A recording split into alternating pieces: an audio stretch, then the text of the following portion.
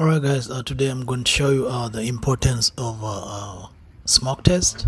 So right here guys, I just connected this car. This is a BMW 5 Series to the smoke test, and then within just a second guys, the culprit just shows up just immediately.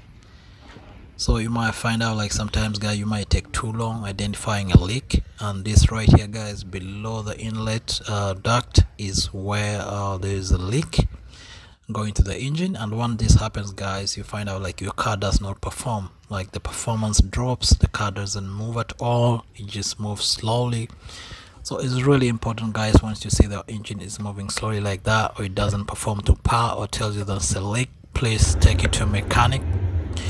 This will really help. Like this problem, I just identified it just like within like 5 seconds or 10 seconds, and then your problem is easily fixed.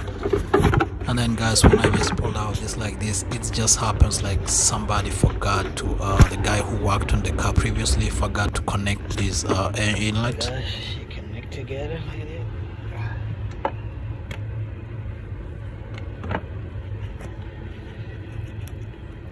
So once it's done guys, the car is good to go. So I just tighten this one and then we're good to go, and the car moves to par.